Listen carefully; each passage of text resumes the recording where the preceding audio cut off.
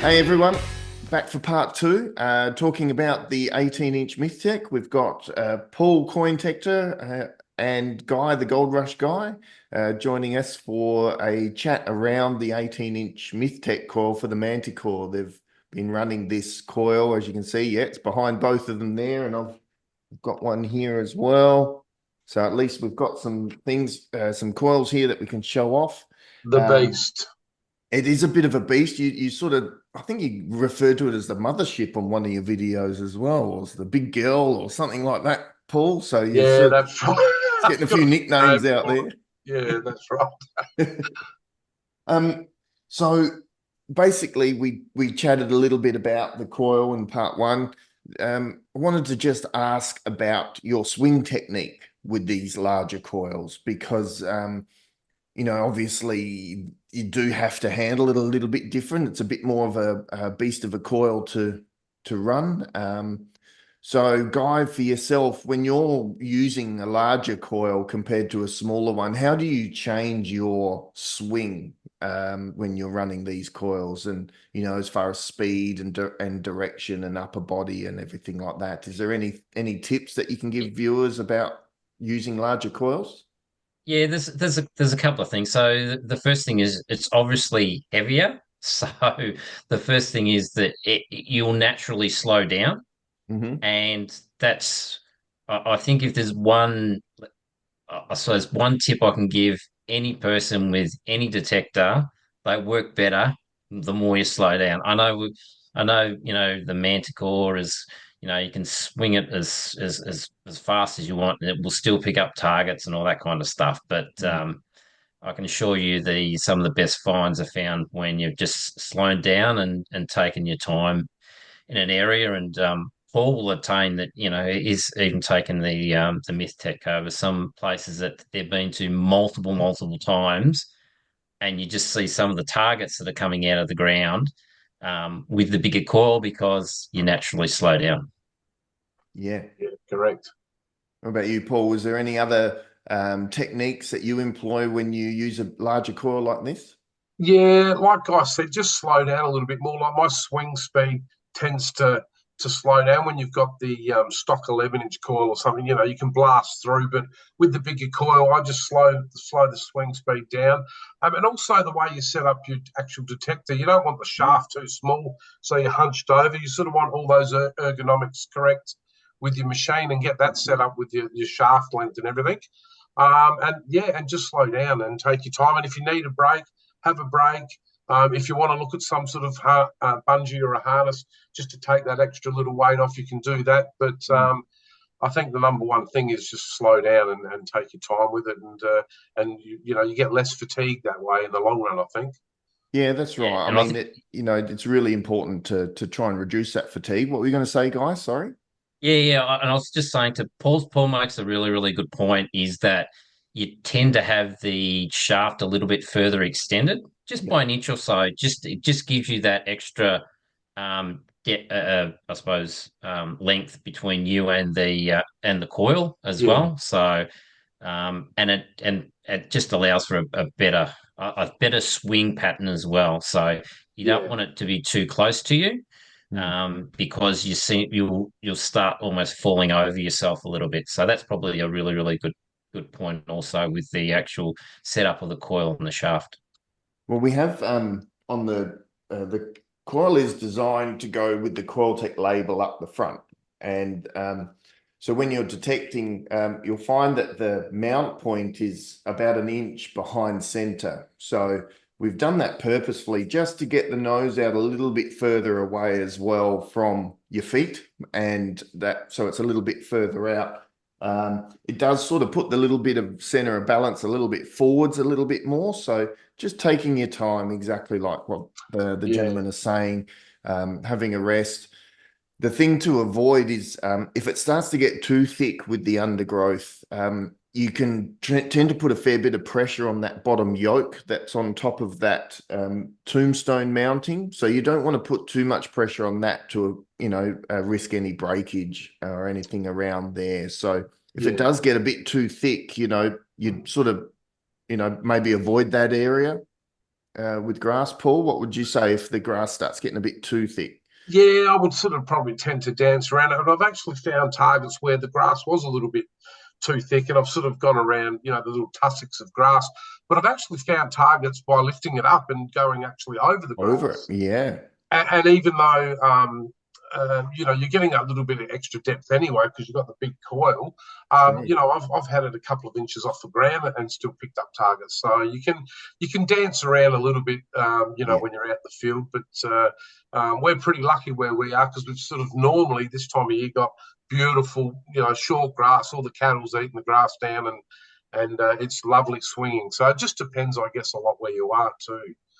So Yeah, that's true. I mean, we are exporting this coil globally, so people through Europe and the US and the UK and pretty much anywhere that wants to buy the coil, you know, may have different environments, whether they're rocky terrain or yes, low shrubs, grasses, you know, beaches. So just be really mindful of where you're at, making sure that you're, you know, protecting your investment. That's one of the things, you know, it is there to help you find great targets and things that can slowly pay you back if you're going to cash them in, because metal detecting is one of the only hobbies out there that will make you money the more you swing it.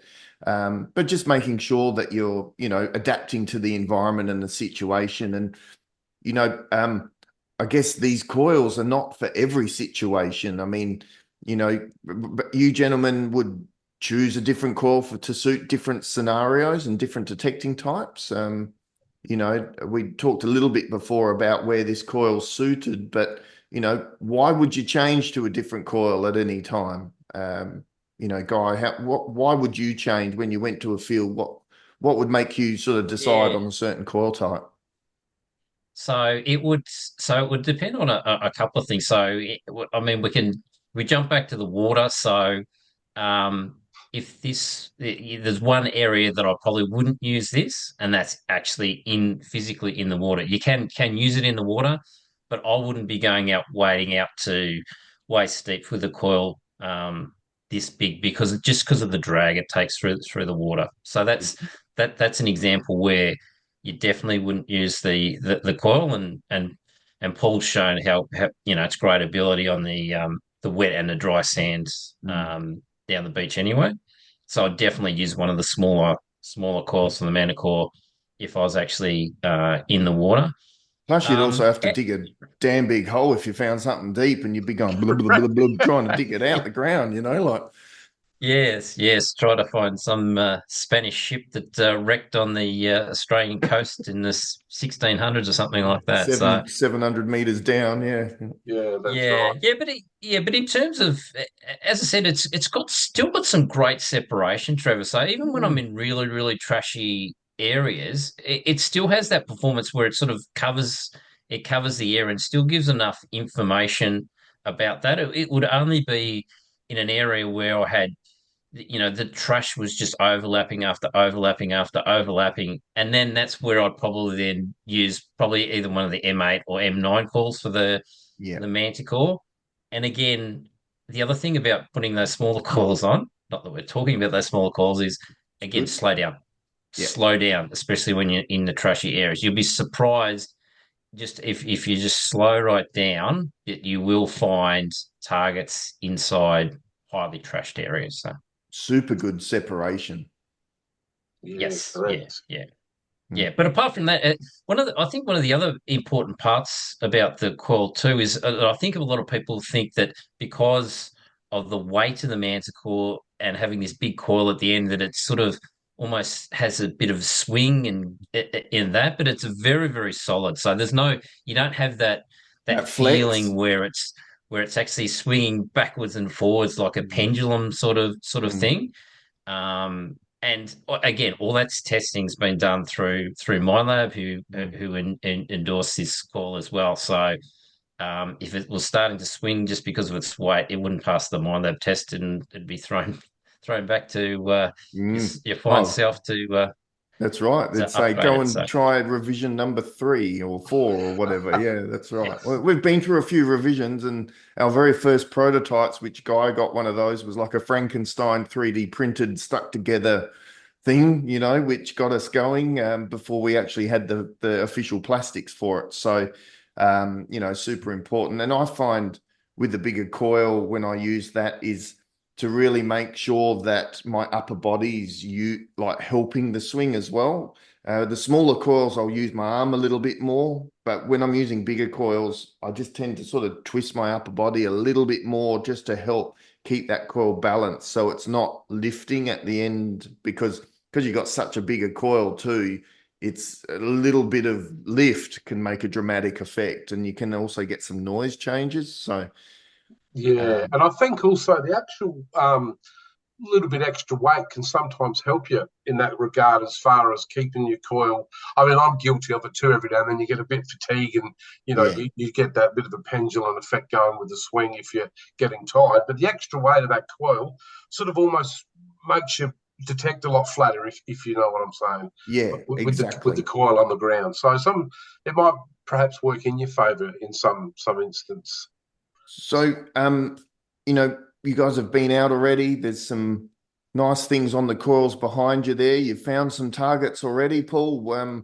Have you had any good finds that you can let us know? We'll put some images up, and you might be able to throw a couple behind your head there as well. But Yeah, yeah. Oh, hang on. Which way do I got to move here? Where's yeah, me? I found a lovely English sixpence here. I think it was George the Fourth. Is that right, Guy? I think it was. It Um, certainly was. yeah, that's right. I always get them mixed up, but that was really nice. That was the first one of the first silvers I found with that big coil, and it was actually in a hole with another little threepence too. So that was great, and also a religious. Where am I pointing? This sort of religious medallion here. I think it's got the Lord's Prayer on it. I've done a video of that. That was deep. That was probably with my pinpointer, it was nearly double the depth of that. So it would have been a good 13, 14 inches deep. So that was surprising. And we made a conscious effort to go over all old grounds that we've been over before. So whether or not we've just missed these targets, you could say that, but that one was certainly deep. And mm, I don't know if the other calls would have really hit on that one. So it was just a little. I could hear a really lovely high tone that was there, and it pulled me up, made me stop and go over it again, yeah. and it was very deep. So yeah, and just some old English pennies and a few Aussie pre-decimal coins and that sort of thing. But it's always nice finding an early silver, that's for sure. And I So think what you said is a good point, that this larger coil opens up new ground that you've searched for before. sure, yeah, You might get this deep with every coil, but if you can go a little bit deeper, all of a sudden you've got this new layer of ground that yes. you've never detected before with that machine. It can really open up new Yes, areas. certainly. So me and Mickey couldn't make it tonight, by the way. So apologise for that. But we made the decision to go over all old ground with the Manticore and the Big 18 just for that same reason. And I was pulling out little threepence, tiny buttons, the separation and that sort of thing with the machine and that coil was brilliant. But whether or not we missed them the first time around, who knows? But because that happens too. But it Mm. certainly wasn't missing anything the second time around. So it was fantastic. Yeah. So, Guy, also you've got a coil behind you there as well with some targets on. What about you, with any significant or good finds that you found so far with the coil? Yeah, yeah. So again, one of the things that I like to do, and as Paul's just elaborated on. So I know at least three of the parks that I did test this out on, and even some of the areas that I've been out into the bush. I've detected these for 10 to 15 years, right? So what I'm and that's why it's a really, really good test, because number one, I know the depth of a lot of the coins.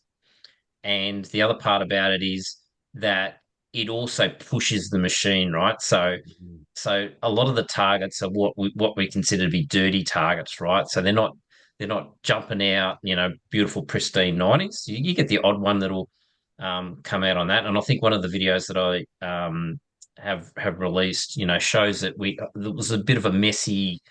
I think it was about a 67 on the Manticore, but it came out as a beautiful little 92.5 Aussie threepence it was. So yeah, it's again, it's part of what we try to do. There's no use taking these to new parks where I don't understand, because unlike I suppose unlike some of the places in the bush where you have a good idea of how the depth of some of the coins and so forth. When you go, it's better to make sure to go to areas where you know what the depth is. And a lot of the Mm, places I go have been top dressed over a number of years. right. Yeah. And that's why a lot of the targets are very difficult to get and test the machine. So that's what I'm trying to do. I'm trying to push the machine Push it. to Go to and its limits.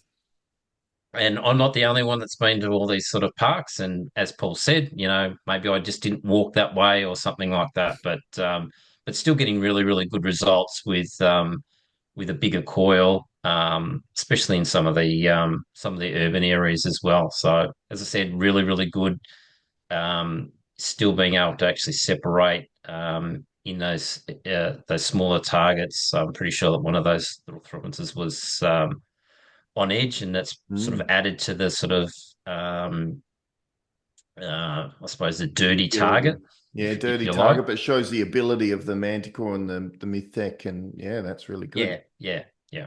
So, and again, that's the challenges, and this is, we can Paul and I can talk as quite experienced users, but also gives you confidence. So, someone who's has just got a Manticore and wants to get out there and wants a bigger coil, wants to get cover some big area and so forth, that they can have confidence that it's gonna pick up. Not only the easy to get targets, but also some of the rough ones, and it's a really, really good learning exercise to get the best out of the Manticore as well. Yeah, very good. Well, thanks, gentlemen. That's we'll wrap up part 2 there, and we've got one more part to go with a bit more of a discussion. But some of the takeaways from this is, basically your swing technique, making sure you're nice and slow, keeping the coil really parallel to the ground. Don't go too fast. The big coils will make you slow down a little bit. And don't be afraid to use a larger coil in areas where you've been before, where you think everything's gone, because the larger coils do have deeper ability because of their natural large size and magnetic field that they're putting out. So super important that you head out to some of these areas you've been to before with the smaller coils, standard coils, or even the 15, and give it a shot. So thanks, gentlemen. Hang out with me. End of part 2. We'll see you in part 3. Thanks, Trev. Thanks, guy.